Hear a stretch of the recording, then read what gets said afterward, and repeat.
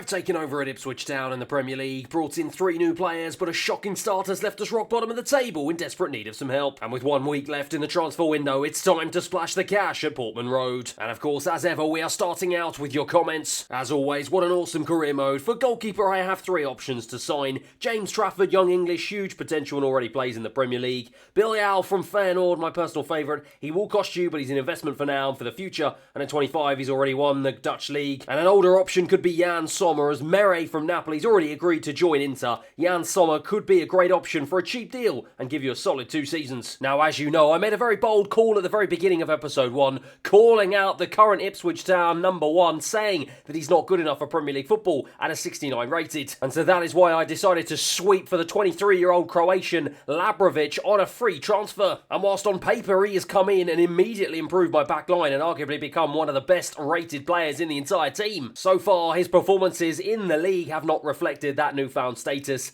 He did okay in the first game, but then gave away a really soft goal, and he had an absolute shocker in the second, conceding 3 times, gifting goals to the opposition willy-nilly. Now, obviously, bearing in mind he was the very first transfer that I made at the very beginning of the summer window, I obviously think he does deserve a little bit more time than just 2 games to try and prove himself, especially as he is at such a young age so far, and he's got the best years of his career ahead of him. But if his performances continue as they are, he may leave me with no choice but to make another improvement to my back line in this squad. Now, James Trafford is a very interesting option. 3 years his junior, and having just got relegated in real life with Burnley, I'm sure he will be absolutely desperate to make a move right back to the Premier League. Justin Bilbao is starting to pull up trees in the Dutch League and starting to make a name for himself in the Dutch national side, and I'm sure he will be eager to test himself at the highest level as well. And whilst in real life Jan Sommer might be an incredibly unrealistic target for Ipswich Town, there can be absolutely no doubt that at 86 rated and having a colossal amount of experience, he would come in and immediately improve the entire team. However, as I said, with us only being 2 games into our Premier League campaign so far and a long way to go before at least the January transfer window, I think I owe it to Labrovic to give him a little bit more time to try and prove his worth in between the sticks. So let's see how he plays over the course of the next 6 months and whether or not I need to make drastic changes at the back. The scout report is in after our slow starts to the last 2 games. Ahmedizic, he's another centre-back option. He's gifted with great physical stats and height and clear potential. He performed well in the Premier League, and with Sheffield United getting relegated, he could be a good option if we want to poach from a championship team. Now that we've adopted a wing play style, Smal is gifted with a phenomenal crossing acumen, something that may provide us increased threat from wide areas and set pieces. It appears we're struggling to fight for possession in the central area. Daesh Himi has a strong physical presence that might allow the likes of Chaplin more freedom higher up the pitch. And as of now, Hutchinson, despite being a strong prospect, is failing to make an impact on the right. Taylor Booth offers versatility across the whole right and central areas, again with strong technical ability, and having broken to the US first team, Booth can provide longevity and a strong rotational option. And finally, since we're operating for a more wing play approach and our clear leakiness at the back, maybe looking at a 5-2-2-1 formation utilising more aggressive wing-backs could be prudent than our current system that seems to rely more on individual talent to be successful, something that we may not have to steal for as of now. So first and foremost, thank you. That is an absolutely incredible scouting report. Maybe I should consider swapping you out and offering you a job instead of one of the scouts I've already got at the club. So firstly, let's start out with Ahmedizic. I think you are on the money with this one. Having been relegated with Sheffield United in real life, I'm sure, just like James Trafford, he will be eager to make a return back to the Premier League. As you can see from his stats, it seems like he has fantastic physical stats and he has sprint speed to play with a high line that I want to play with. The only problem is I haven't got a scout report for him, and I think it's going to take a little bit long before the summer transfer window shuts for me to get an exact amount as to what we can pay for him to try and secure his services. Smal is another interesting shout. He's a big man and seemingly he's got great stats across the board, especially in technical areas. However, with him being a left back and with me being fairly comfortable with the options that I've got at left back in the likes of Davies and his reserve Brandon Williams, I think he might be a transfer target that I want to look at further down the line. Yusuf Daesh Himiye could be a very interesting signing. He offers us a great deal of versatility, being able to play at central defensive midfield, central midfield and at centre back. He's a big man and seemingly he has fairly decent physical stats. However, the biggest problem for me is that I'm really struggling to pronounce his surname. He will be an absolute nightmare for me to commentate on. And as for Taylor Booth, you know what? I think you could be absolutely right with this one. Seemingly he's got fairly decent physical stats and pace, which is something we're sorely lacking, especially down the right hand side.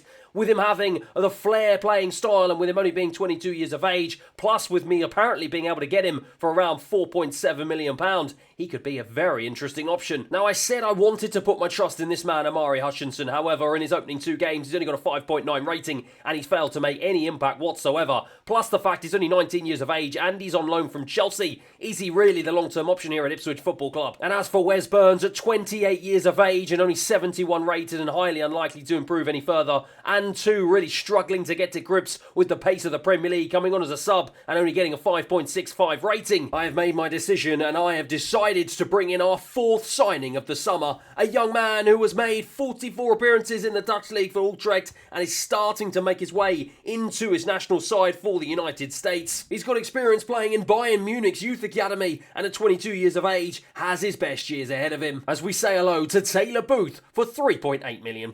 We've managed to snatch him up on a fairly modest fee, which has kept our current transfer budget in good tact. It does mean that I'm now going to have 3 young players all fighting for a spot on that right-hand side of midfield, but with this man having that something special, I think he is potentially going to be the pick of the bunch. Let's get him on a decent training and development plan, and let's see just how much this young man can improve. Now, after our struggles from last episode, I asked you a very simple question. 2 games in and sitting 20th in the Premier League, which area of the team needed the most improving? And you spoke in your drove saying that midfield, by a country mile, is the part of the team that I need to improve. Now, obviously, the 31-year-old Sam Morsey is my current club captain, and with him fighting for a spot at Ipswich Town, with just having 10 months left remaining on his contract, and with him being my highest-rated central midfielder, he is not the man that I want to replace. However, with his midfield partner Massimo Longo also being in the 30 age bracket, I think I'm going to need some improvement in that department, and I'm going to need some more legs to try and see if they can get about the park and try and compete with these fast, ferocious Premier League midfielders. Now, obviously, there has been several different suggestions, all of which have been presented to me. One of the most interesting ones being this man, N'Golo Kante, at 85 rated and 32 years of age, and being a Premier League champion,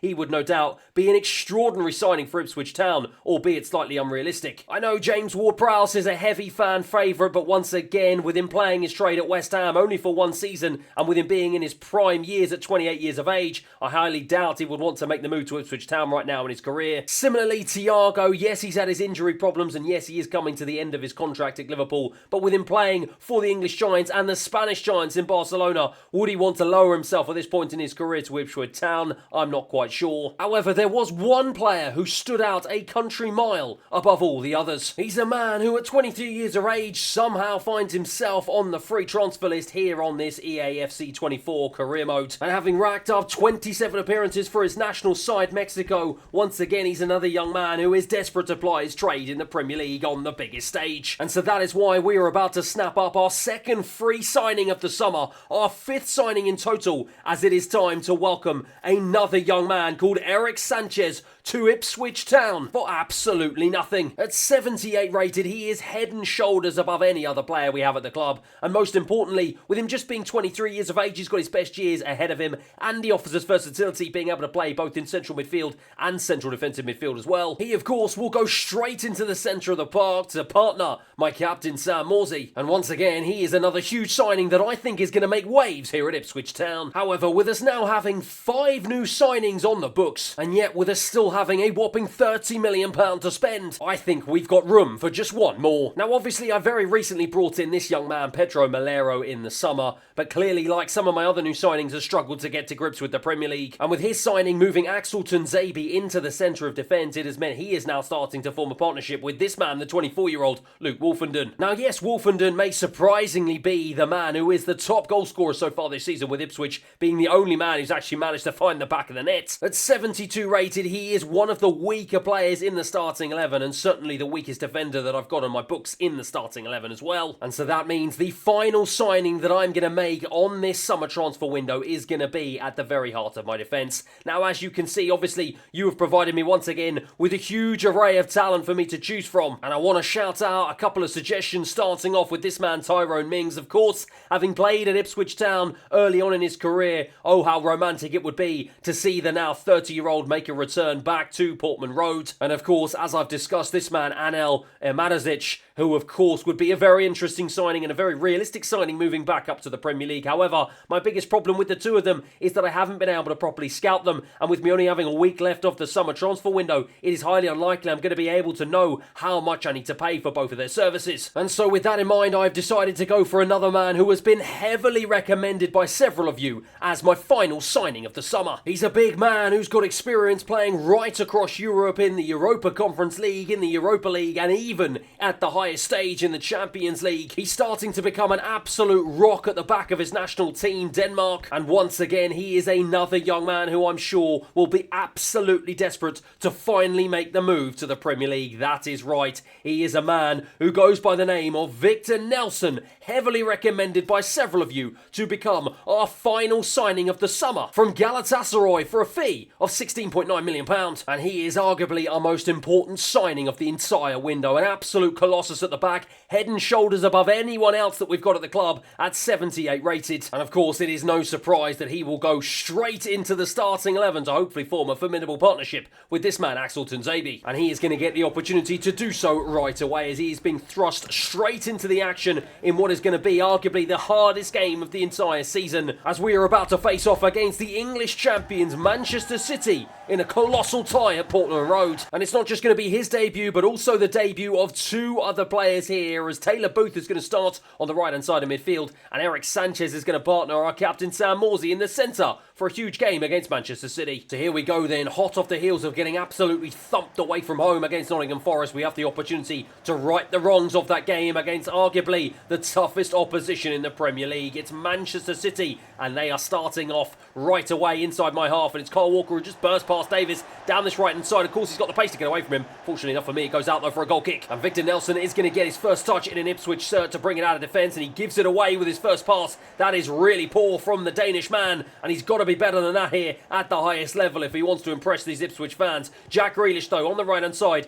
This time though, Nilsson does come across, wins the ball back well, and then that is a lovely pass into Sam Morsy. Much better, and my captain tries to play it through, but Gavardio wins it back well. Manchester City in the ascendancy now. Erling Haaland across into O'Reilly. Lovely step over into Berardi. Big save from the goalkeeper. Well, clearly Labrovic has been listening to the talk at the beginning of this episode about a potential replacement for him just 2 games into his Ipswich Town career, but at the moment he is not having any of it, as that was a wonderful save, but he's going to have to hopefully try and do that again, as this time City have got another opportunity. It's Matt O'Reilly once again trying to burst his way past Broadhead. Lovely ball in, but the new centre midfielder Sanchez wins it back well, and now Chaplin can try and see if he can release anyone down this right hand side. Taylor Booth to pick it up and to drive into the central area, tries to play it through, but it wasn't a good enough ball and it was easily intercepted. Berardi for City, lovely pass into O'Reilly. O'Reilly tries to go past Tuanzebe, does go past him, into Berardi again. Haaland's across, but Malero, he performed poorly in the opening 2 games, but that was a life-saving challenge, and that has kept the scores here at 0-0. Gavardio with the throw into Jack Grealish. Lovely little turn over the top past Malero, made him look foolish, and now the young man is frantically trying to come back to get back on him, but Jack Grealish has managed to wriggle away from him once again, and he wriggles away from the challenge of Nilsson. Haaland though is blocked off once again by Sanchez,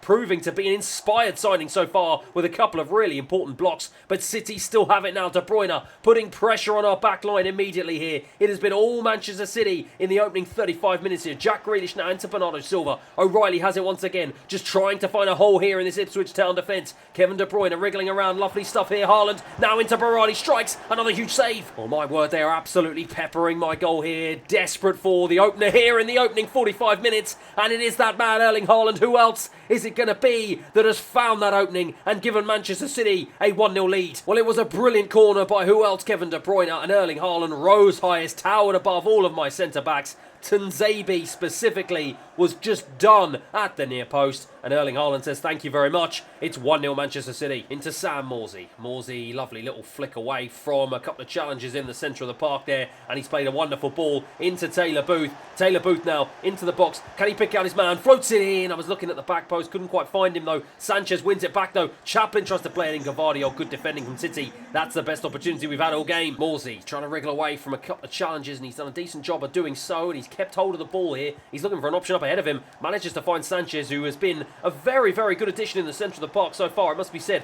Popping up in some very good areas as Broadbent tries to play it across. Kyle Walker is one step ahead of him here. And we've now got our first corner of the game. And this is our first opportunity to really test the Manchester City goal. Davies is going to float this one in, looking for Tunzabi. It's too easy for Riley to head it clear. It's Broadhead, though, who wins it back. And he's just wiggling around right on the edge of the Manchester City box, trying to find an option. He finds Davies, though, the left back. And the left back just runs into trouble. And that just goes to show our lack of quality up front so far here today. O'Reilly now into Bernardo Silva, who's picked up a lovely pocket of space inside the box. And Haaland tries to strike. What a strike it was, and an even better save from the goalkeeper. Davies round the corner into Sanchez. Sanchez picks it up and manages to get away from a couple of challenges. Really nicely done. Davies now into Sarmiento on as a sub. Sarmiento looking for an option. He finds Sanchez. Sanchez now to burst into the box, looking for the cutback for almost found it. What an interception by Ruben Diaz right at the nick of time. Berardi now into Kyle Walker, bursting down the right hand side. Erling Haaland tries to go past Nilsson, does go past him. In the end, though, Malero is the man in the right place at the right time. It's cleared away, though, not cleared very far. City still have it. It's alive. It's Nilsson with a challenge. It's Erling Haaland in, and Haaland puts the game to bed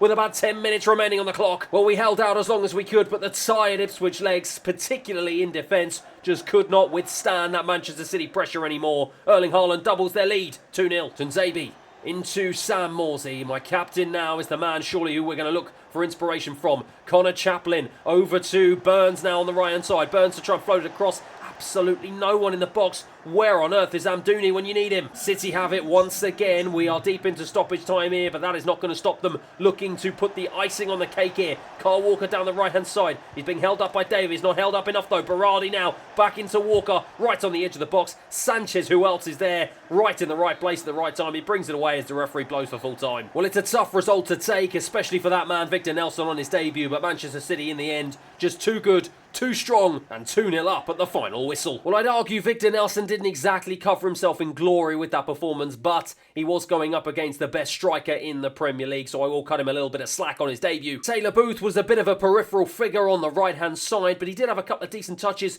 and he did carve out our best opportunity of the game that no one could get on the end of. But one man, though, who did not deserve to be on the losing side was this man, Eric Sanchez, the absolute heartbeat of my midfield. He was everywhere. Fantastic performance on his debut, and I've just got to hope that long may it continue. And if results are anything to go by over the course of the next couple of months, it looks like that form has gone out the window, as despite a surprising 2-1 victory against Manchester United, with 10 games on the board, we sit in 19th place in the Premier League, just 4 points to our names, with a goal difference of -18 already. You can clearly see in defence this team is struggling big time, and up front it's the same thing, as Amdouni is our top goal scorer so far this season, with 2 goals in 6 appearances, but only 1 of those coming in the Premier League. However, with a team in Wolves who are somehow doing even worse than we are, sitting rock bottom of the Premier League, up next here at Portman Road, it is time for the 2 worst teams in the league to go head-to-head for what is going to be an absolutely massive 6-pointer. We're in front of our home fans, and it is time to finally put a smile on all of their faces here. It's Ipswich, it's Wolves, it's up next. And of course, with such an important game, I am going with my strongest starting 11. Labrovic in goal, Malero, Nilsson, Tunzabi and Davies at the back, Sanchez and Morsey in midfield, Booth, Chaplin and Broadhead all behind the striker Amdouni up front. There's Bellegarde for Wolves into Neto. Wolves have got some seriously decent players here. It is absolutely baffling me that they sit bottom of the Premier League table, especially with some of the other clubs coming up from the Championship ahead of them. But we've got to make sure that we compound their misery here at the moment, as Amdouni now tries to bring this one away, and he manages to wriggle away from a couple of challenges and finds a nice ball out to Davies on the left-hand side, who's managed to stay onside here. He's going to float it in, looking for Chaplin in the box, doesn't manage to find him, but it's a good start here from Ipswich Town. Nelson now to bring this one out of defence, runs into a bit of trouble though, as Wolves are playing a very low block here, evidenced by the fact that they've got every single player inside their own half. Sanchez tries to pick it up, but he's blocked off by Neto here, and Semedo brings it clear out to the Portuguese man. Neto now to try and drive down this right-hand side. He's got the beating of Tunzabi for pace. No, he doesn't. Tunzabi with a fabulous piece of defending to win that one back, but Labrovic goes and gives it away in a really dangerous position. Sarabia lines up the power shot, and Labrovic makes amends for his earlier mistake. Malero now has it the right back to try and bring this one forward, but he's blocked off by Hwang. Really nicely done by the wide man, and now Wolves have the opportunity to go again with Sarabia central. He's going out to Neto. Neto to burst into the box. It's a real ding-dong battle between him and Tunzabi, and he's found the back of the net. He's given Wolves a 1-0 lead, and he has taken the lead in that ding-dong battle, it must be said. Tuanzebe did so well in the opening couple of minutes here to overpower Neto down that right-hand side, but perhaps that confidence went to his head as Neto just breezed past him that time inside the penalty area, made him look foolish, and that is a fabulous finish. The goalkeeper really should have done better though, diving in the complete wrong direction as Wolves take the lead here at Portman Road, 1-0. Balaguard now with the short free kick into Neto, into Semedo down the right-hand side, causing us all sorts of problems. Sarabia picks it up again, looking to line up a strike, this time plays it back to Doyle. He lines up a strike, it's Sanchez of course, who's in the right place at the right time. My best player so far this season. Chaplin though will now try and release Taylor Booth down the right-hand side, who gives it away. It's just that quality in the attacking areas that we are seriously lacking. It's Doyle once again for Wolves now down this left-hand side. Hwang into Bueno. They're opening up my defence at will here in the wide areas, but Nelson with a crunching challenge, but it isn't enough to win it back. And now Hwang has it again into Balaguard right on the edge of the box, looking to shape up a strike, but Morsey wins it back well. Really nicely done. Chaplin now is going to try and see if he can release the striker, but the referee has other ideas and blows for half-time. So it's Broadhead who's got it here at the beginning of the second half. Sanchez with a really nice touch and turn away from the defender, and he's running into problems, but he's managed to wriggle away from those problems. He is certainly the best player on the pitch here for Ipswich Town, as now my right back is trying to bring it forward, but he runs into trouble, and now Wolves can bring it clear, and they can try and see if they can hit us on the counter-attack here. Again, it's those attacking areas that we just seem to run out of ideas here, as Hwang has got the beating of Tuanzebe for pace, who is really struggling here today. He's just about managed to hold on to him, but Hwang has it once again and lines up a strike. This time it's another save from the goalkeeper. It's Doyle with the corner. Doyle plays it short into Pedro Neto, who's caused me all sorts of problems and just bursts past Booth like he's not even there. Balaguard lines up the strike, and Balaguard doubles Wolves' lead here in the 56th minute. Too easy from a corner. They just waltzed their way past my defenders into Balaguard, who had too much time to take on the shot, and he curled it into the left-hand corner to give Wolves a 2-0 lead. It's Bueno here for Wolves into Doyle. Of the two teams, it looks like Wolves are going to be the one that are going to add another one to their tally here, as the Ipswich Town players' heads have well and truly dropped here. We've totally lost our confidence and we've run out of ideas, as Connor Chaplin now to try and bring it forward. He doesn't have any other options up front, so he just has to hold on to the ball and see if he can find a ball forward, who he does manage to. Into Broadhead now. Broad has options in the box. He goes to the back post, doesn't manage to find Booth, who overruns it. Malero throws it back in. It's a good ball, but it's headed away by Semedo. Morsey now out to Chaplin, who strikes. Oh my goodness, that is an absolutely electric goal. It's his first of the season, and my word, what a time to score it. Well, I'll tell you what, I've been saying all career mode that the creativity is going to come from this young man, and my word, he showed a glimpse of that right there. That is a fabulous volley, lovely touch with his right, and he absolutely leathered it with his left. The goalkeeper had no chance, buried it into the bottom right-hand corner. We have a lifeline here into stoppage time. And as Wolves now kick us off,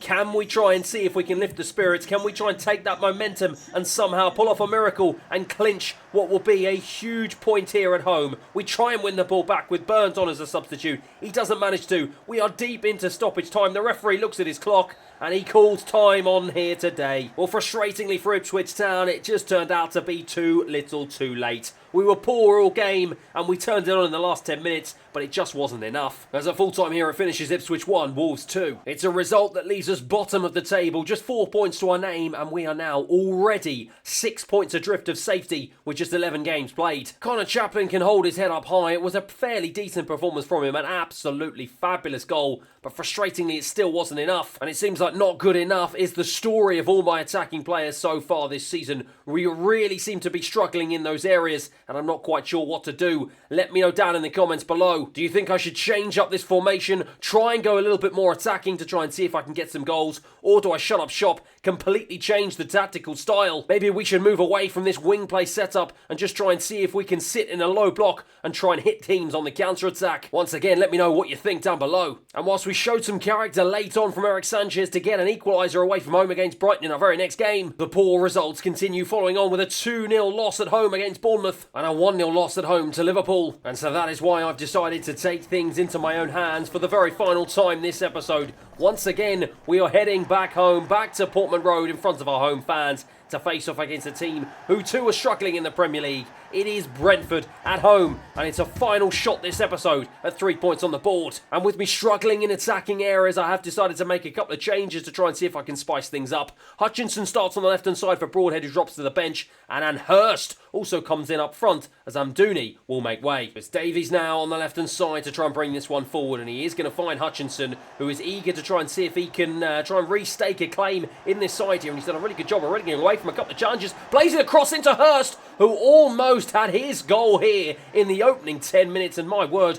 what a fantastic start to the game that would have been, and what a fantastic way to prove it was the right decision to put those two back in the starting 11. But we've got a throw here deep inside the Brentford half here. It's been a really good start so far for Ipswich as Malero throws it in, looking for Hurst, doesn't manage to find him, but he does manage to find Morty, who tries to bundle his way through but doesn't manage to. He's cleared away, but again, it's been a really good start here from Ipswich inside the opening 16 minutes. Jensen across into Norgard, out to Mbuemo on the right-hand side. He's got options up ahead of him. Can he find them? Goes sideways into Norgard. It's Mopé now. Mopé wriggles away from the challenge of my midfield. Gets it back, though. Really nicely done here from Brentford. Lovely one-touch pass, and it's a lovely shot. Big save from the goalkeeper. So it's Taylor Booth now to try and bring this one away. Nice pass into Morsey. The central midfielder now making a driving run down this right-hand side. Can he find a ball into the box here? Floats it across. Not a good enough one, straight into the arms of the goalkeeper. So it's Mbuemo now for Brentford. Into Ishere, who's bursting down this right-hand side. Really nicely done. Tries to go past Nzabi. Does go past Nzabi. Jensen, though, can't get past Davies. Really good defending. And now Hutchinson can try and bring this one clear. Has he got the pace to get away from the Brentford defence? It looks like he does. And he's streaking down this left-hand side. This is exactly the sort of play that I want to see from the young man. Continues his run into the box. Cuts it back.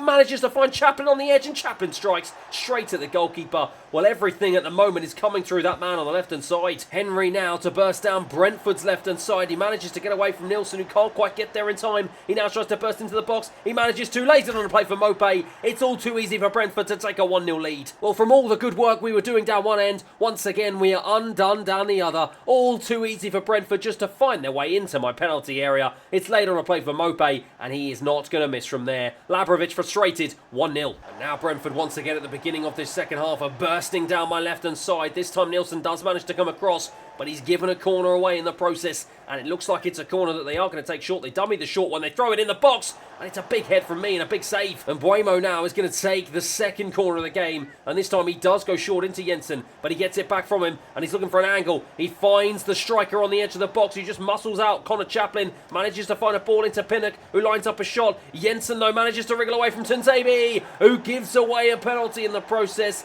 And the young man is having an absolute shocker here this season. Well, he's been so poor so far. And once again, it's a shocking challenge, this time in the penalty area, to give away a penalty at the worst possible time in the game. It just looks like Brentford now have the chance to double their lead, and they do just that with Mbuemo. Too easy for Brentford. A wonderful penalty, sent the goalkeeper the wrong way, who had no chance, and they double their lead. Sanchez now plays it into Hutchinson, and once again it's the left winger to try and bring this one forward and try and see if he can spark some sort of creativity into this attack. Davies, the left back with the overlapping run, cuts it back into the path of Hurst, who smashes it against the goalkeeper, who manages to get in it at the second opportunity. My word, it should have been 2-1. It's Mopé now who picks it up in the centre of the park, out to Willock, lovely ball right into Sade. He brings it forward, and it's a massive save from the goalkeeper. Brentford, though, once again have a corner. 66 minutes on the clock here, and at the moment of the two teams, it looks like they're going to add a third. Willock on the edge of the box, lovely ball into Becker, who tries to come across. Has he given away a second penalty? Well, it looks like he has, because once again it's going to be Mbuemo who's going to be the man to step up here to try and add the third for Brentford, and he does just that. Fires it into the top left-hand corner, gave the goalkeeper no chance. It's game, set and match. Davies now to bring this one out to the left-hand side. Sanchez with a lovely return ball back to him, and Davies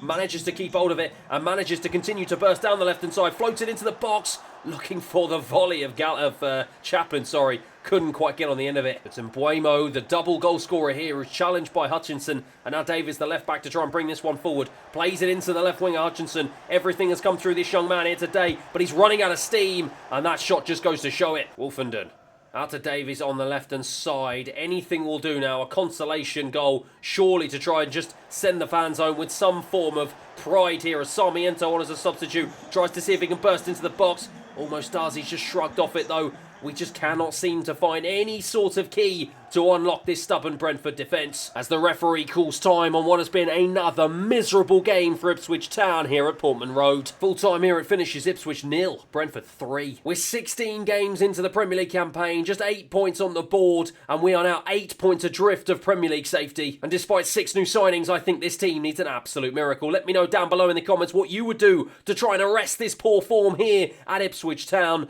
But once again, thank you very much for watching, because that is it for today's episode. Thanks again. I'll see you next time.